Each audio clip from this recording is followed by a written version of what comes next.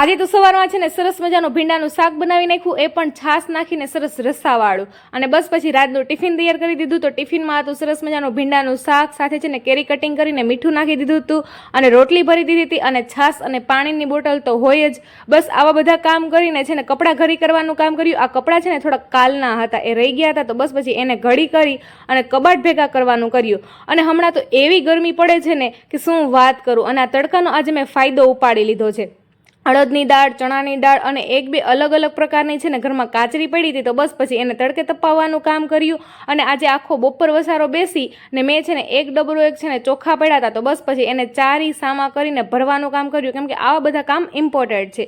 અને આ ગરમીનું છે ને એમ થાય કે આખો દી કાંઈક ઠંડુ ઠંડુ પીધા રાખીએ. તો ફ્રીજમાં છે ને આ એક છેલ્લી પેપ્સી પડી હતી, તો બસ પછી એ પીવાનું મેં કામ કર્યું. તો બ્લોગ પસંદ આવ્યો હોય તો લાઇક કરી દેજો, બાકી ચેનલને સબસ્ક્રાઈબ કરી દેજો. મળશું આવતીકાલે, ત્યાં સુધી બધાને હર હર મહાદેવ.